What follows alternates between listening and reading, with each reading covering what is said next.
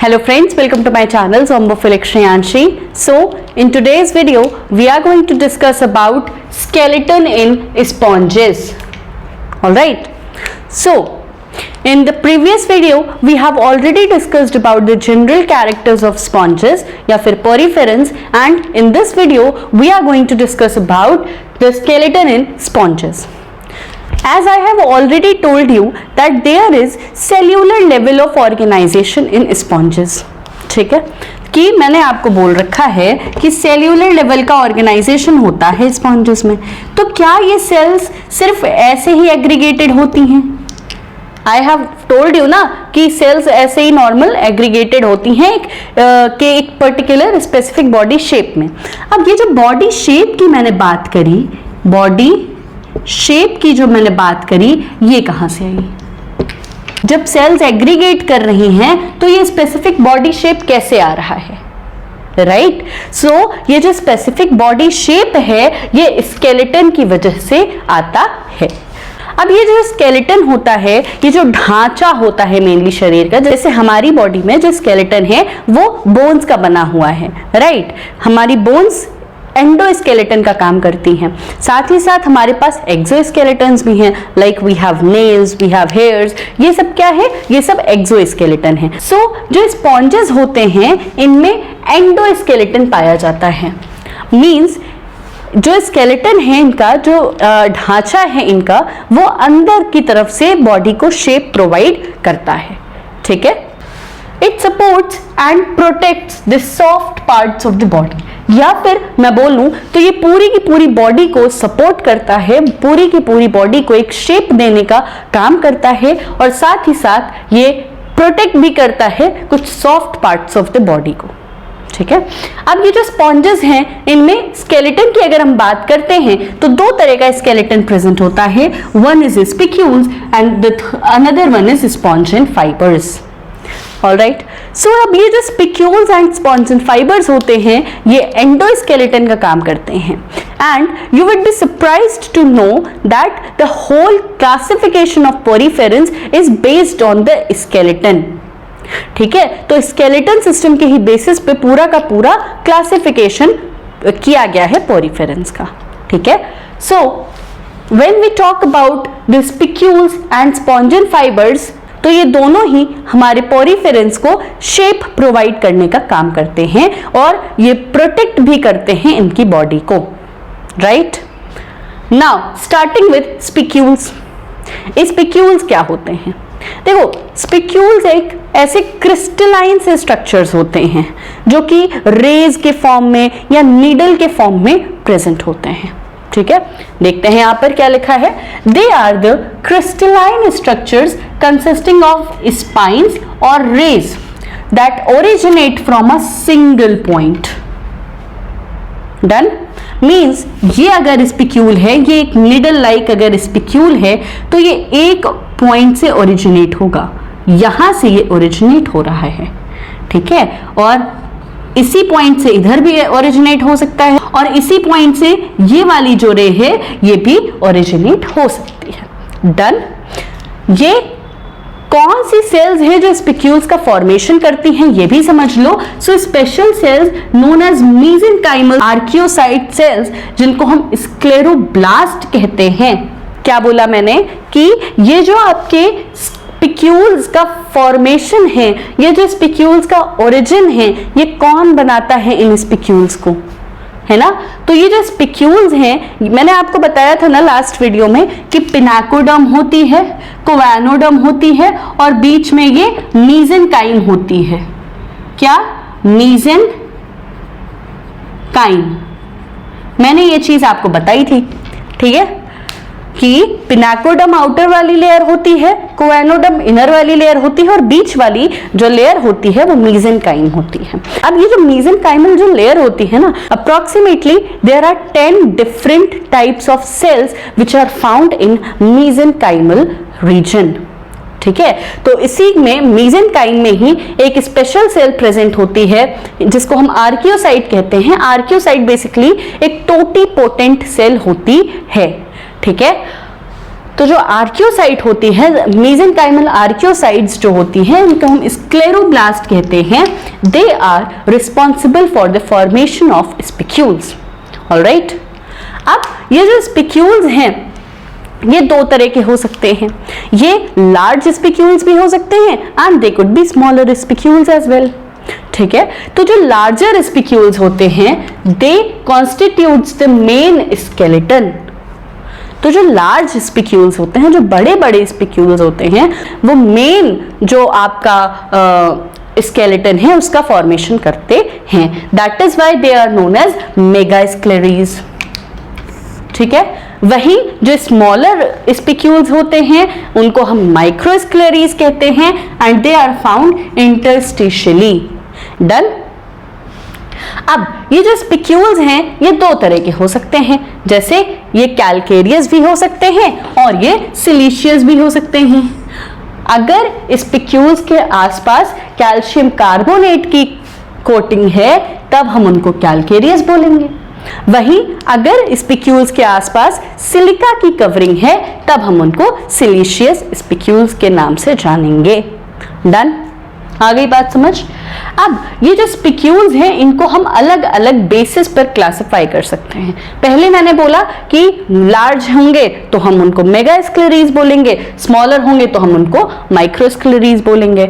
फिर मैंने बोला कि ये आपके कैलकेरियस हो सकते हैं या फिर सिलिशियस हो सकते हैं. अब on the basis of number of rays या फिर on the basis of number of arms present, कि कितने आर्म्स प्रेजेंट हैं इनके पास, उसके बेसिस पर अलग अलग टाइप के स्पिक्यूल्स हम क्लासिफाई कर सकते हैं. जिसमें सबसे पहले बात करते हैं mono axon type of spicule की. Mono means single, mono means one. ठीक है, एक्सॉन मीन्स एक्सिस. तो मोनो एक्सॉन का मतलब हुआ कि इसमें जो ग्रोथ होगी स्पिक्यूल की, स्पिक्यूल क्या है, स्पिक्यूल क्या है, स्पिक्यूल एक क्रिस्टलाइन नीडल लाइक स्ट्रक्चर है. ठीक है, आई बात समझ. अब मोनो एक्सॉन की जब मैं बात कर रही हूं तो मोनो एक्सॉन का मतलब है कि इसमें जो ग्रोथ होगी वो सिर्फ और सिर्फ एक सिंगल एक्सिस पे ग्रोथ होगी. ठीक है, अगर मैं बात करूंगी मोनो एक्सॉन की तो इनमें जो ग्रोथ होगी वो सिंगल एक्सिस पे होगी. वहीं जब मैं टेट्रा एक्सॉन की बात करूंगी, अभी मैं बताती हूं और बताऊंगी अभी, वहीं जब मैं टेट्रा एक्सॉन की बात करूंगी तो यहां पर 4 रेज होंगी, 4 डिफरेंट रेज होंगी. देखो, मोनो एक्सॉन में एक ही एक्सिस के थ्रू ग्रोथ भी होगी और यहां पर एक ही रे भी प्रेजेंट होगी, ओनली 1 रे. ठीक है, टेट्रा एक्सॉन में 4 रेज पाई जाएंगी in which they all points in different directions. Done. फिर ट्राई एक्सॉन की जब मैं बात करती हूं तो ट्राई का मीन्स होता है 3, एक्सॉन का मतलब होता है एक्सिस. तो ट्राई एक्सॉन में 3 एक्सिस होते हैं और 6 रेज होती हैं. देखो ये याद कर लो, बहुत सिंपल है. क्या बोला, mono axon, mono means 1, axon means axis. तो इसमें जो ग्रोथ होगी वो एक सिंगल एक्सिस पे होगी और एक सिंगल डायरेक्शन में एक सिंगल रे की ग्रोथ होगी. ट्राई एक्सॉन में 3 एक्सिस हैं, 3 एक्सिस हैं, 3 एक्सिस हैं. ठीक है, और तीनों एक्सिस 6 डिफरेंट रेज होंगी, 6 डिफरेंट रेज होंगी. 1 2 3, 1 2 3 4 5 6, ये 6 डिफरेंट रेज हैं एंड ये 3 एक्सिस हैं, एक ये एक्सिस, एक ये एक्सिस और एक ऐसा वाला एक्सिस. तो इन 3 एक्सिस में इनकी ग्रोथ होगी. ठीक है, और ये तीनों एक दूसरे को परपेंडिकुलर पॉइंट पर कट कर रहे होंगे. ठीक है, ये तीनों ही एक दूसरे को परपेंडिकुलर पॉइंट पर कट कर रहे होंगे. पॉली एक्सॉन में क्या है, मल्टीपल रेज हैं लेकिन ये एक सिंगल पॉइंट से ही ओरिजिनेट करेंगी.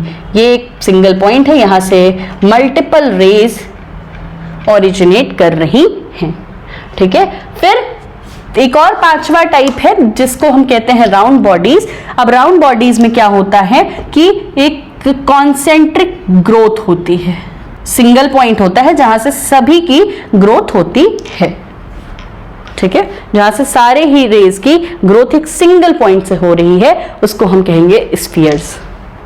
स्फीयर्स में क्या हुआ, स्फीयर्स में जितने स्पिक्यूल्स हैं उनकी जो ग्रोथ है वो एक सिंगल सेंट्रिक पॉइंट से हो रही है, ठीक है, उनको हम स्फीयर्स बोलते हैं। Now coming to the next portion जो कि है स्पॉन्जिन फाइबर्स।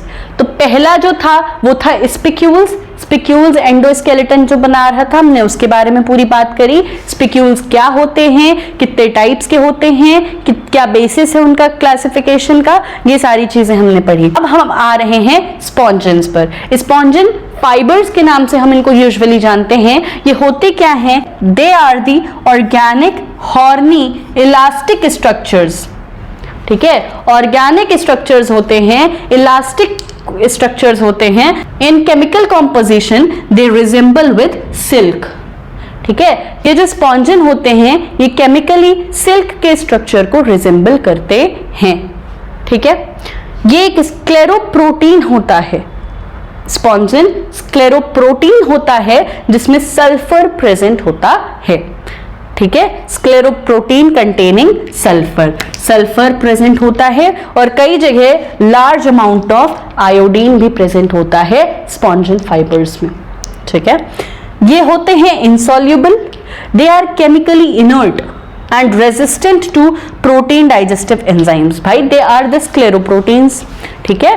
अब स्क्लेरोप्रोटीन्स हैं तो अगर हम कोई प्रोटीन डाइजेस्टिव एंजाइम्स डाल देंगे तो ये भाई इनका सत्यानाश हो जाएगा, right, but they are resistant to protein digestive enzymes. Protein digestive enzymes इन स्पॉन्जिन्स का कुछ नहीं बिगाड़ सकते हैं। डन। उसके बाद में ये केमिकली इनर्ट होते हैं, किसी से रिएक्शन नहीं करते, कुछ नहीं करते, अपने काम से काम रखते हैं और they are insoluble in nature. तो ये जो स्क्लेरोप्रोटीन मैंने बताया ना, तो हमारे नेल्स में, हेयर्स में या फिर फेदर्स में बर्ड्स के, ये स्क्लेरोप्रोटीन उनमें भी प्रेजेंट होता है। तो उसी तरीके से स्पॉन्जिन में भी स्क्लेरोप्रोटीन पाया जाता है। तो अब ये मैंने आपको बता दिया कि जो स्पॉन्जिन होते हैं वो क्या क्या होते हैं। वो हॉर्नी ऑर्गेनिक सब्सटेंसेस होते हैं, इलास्टिक सब्सटेंसेस होते हैं जो कि सिल्क को रिजेंबल करते हैं केमिकल कॉम्पोजिशन में, इनर्ट होते हैं, किसी से रिएक्शन नहीं, इनसॉल्युबल होते हैं and they are resistant to protein digestive enzymes. Sulphur containing scleroproteins इसमें पाए जाते हैं। ये कुछ हो गए आपके स्पॉन्जिन के कैरेक्टर्स, ठीक है। लार्ज अमाउंट ऑफ आयोडीन पाया जाता है स्पॉन्जिन फाइबर्स में। तो ये हो गया हमारा पूरा का पूरा स्केलेटन इन स्पॉन्जेस।